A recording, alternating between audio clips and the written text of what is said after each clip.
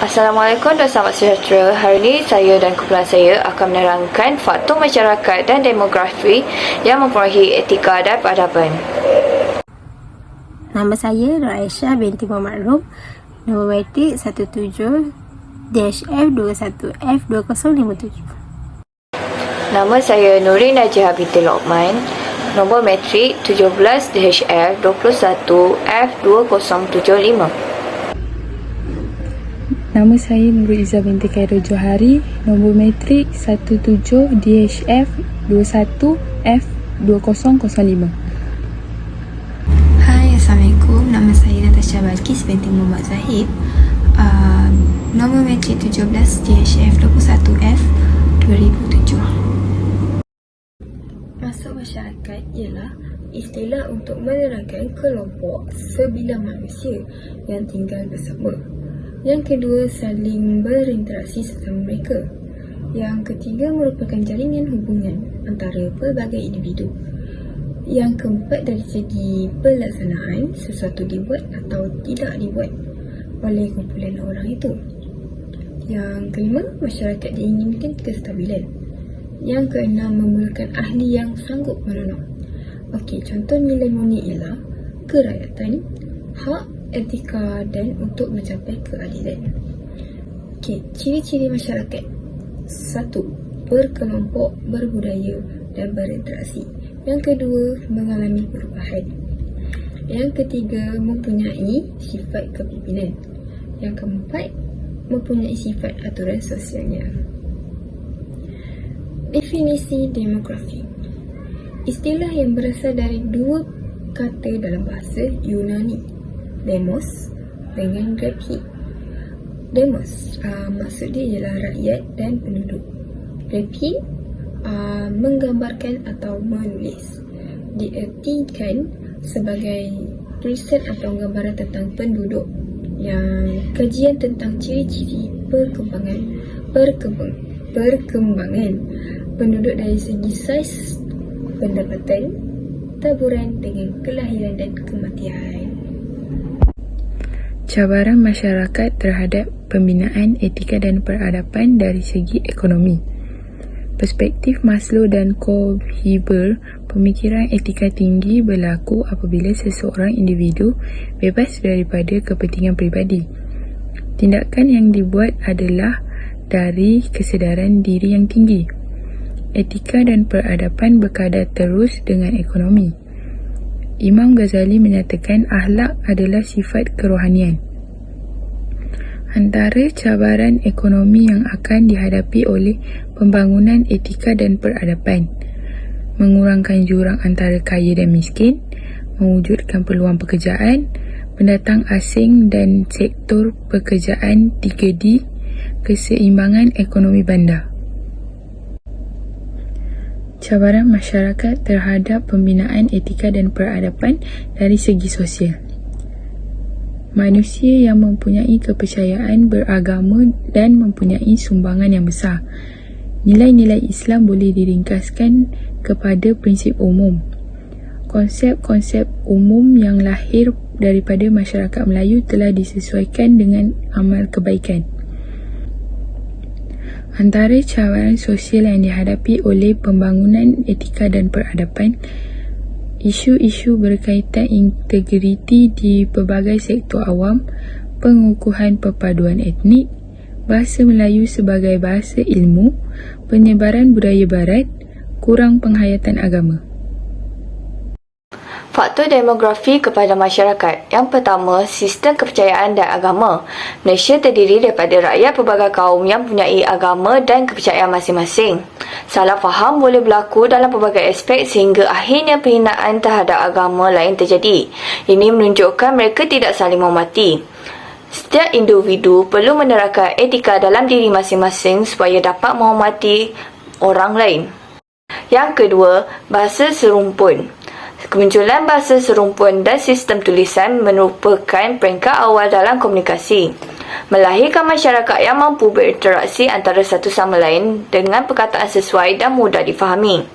Bahasa Melayu dijadikan bahasa perantara kepada kaum.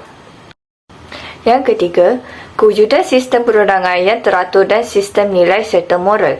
Undang-undang sangat penting untuk memastikan rakyat hidup aman dan damai. Membentuk akhlak seseorang dan menjadikannya individu yang bertamadun dan berperilaku baik. Menghalau seseorang bertindak di luar kawalan, contohnya merompak dan membunuh. Okey, seterusnya saya ingin menerangkan tentang kesan demografi kepada masyarakat. Okey, kesan demografi kepada masyarakat ni ia terbahagi kepada tiga, iaitu yang pertama, masyarakat menjadi lebih bertamadun. Yang kedua, membawa pendekatan ke arah keharmonian dan kedamaian. Yang ketiga, hubungan masyarakat yang penuh hormat. Okey, saya terangkan yang pertama dulu. Yang pertama ialah masyarakat menjadi lebih bertamadun. Tamadun ni berasal daripada bahasa Arab, iaitu mudun, madain, madana. 3 perkataan bahasa Arab yang juga membawa maksud tinggi bahasa dan pembukaan bandar. Selain itu, kesan demografi kepada masyarakat yang boleh menjadikan masyarakat ni lebih bertamadun, iaitu mereka mempunyai ciri-ciri yang bertamadun. Iaitu yang pertama, bentuk agama yang tinggi, negara yang tersusun rapi, masyarakat yang menjaga negara yang tersusun rapi. Selain itu, masyarakat yang mematuhi sistem undang-undang negara. Yang keempat, kehidupan bandar. Yang kelima, bahasa dan sistem tulisan yang maju. Yang terakhir, bentuk-bentuk kesenian dan seni bina yang istimewa. Kesan demografi kepada masyarakat yang kedua ialah membawa pendekatan ke arah keharmonian dan kedamaian. Usaha mengelakkan keharmonian negara yang memiliki masyarakat berbilang kaum dilihat bukanlah satu perkara yang mudah dan boleh dipandang rendah. Selain itu, semua lapisan masyarakat, tidak kira di peringkat pemimpin negara maupun anak kecil, mereka semua perlulah memainkan peranan masing-masing dalam menjaga keharmonian yang telah kita kecapi selama ini. Selain itu, generasi muda mesti dimaklumkan dengan kepentingan perpaduan sosial dan perdamaian, kerana mereka adalah tonggak utama kejayaan dan pembangunan negara. Oleh sebab pelajar adalah pemimpin masa depan negara, penting untuk mereka menjalinkan hubungan rapat walaupun terdapat perbezaan dalam bangsa, budaya dan agama. Kesan demografi kepada masyarakat yang terakhir adalah hubungan masyarakat yang penuh hormat. Istilah hormat membawa maksud pandangan yang tinggi terhadap seseorang dengan memberikan layanan yang penuh sopan dan berhemah kepadanya. Hormat menghormati dalam kalangan masyarakat perlu dipupuk agar sentiasa segar dan terus diamalkan.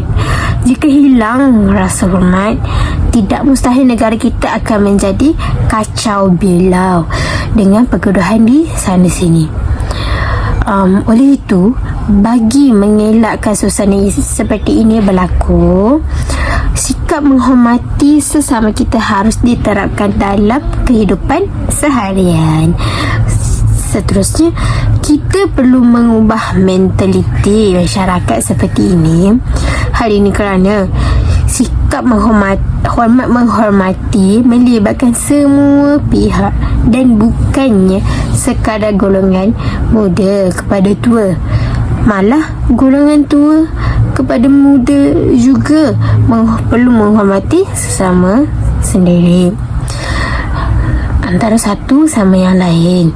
Keadaan ini mampu untuk menimbulkan rasa hormat dalam kalangan masyarakat.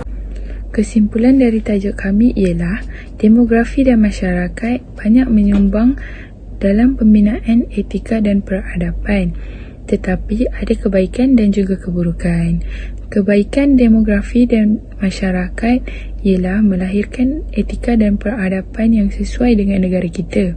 Tetapi keburukannya membuatkan ramai anak muda kita lupa akan etika dan peradaban nenek moyang bangsa sendiri. Untuk setiap bangsa, ia adalah harta yang diturunkan dari nenek moyang kepada kita, juga cara bangsa kita hidup. Populasi masyarakat terdahulu mengajarkan pelbagai adat resam untuk diamalkan oleh masyarakat sekarang. Perpaduan juga secara tidak langsung mampu mengukuhkan ekonomi negara. Perpaduan dalam kalangan masyarakat Malaysia mampu meningkatkan imej negara di mata dunia.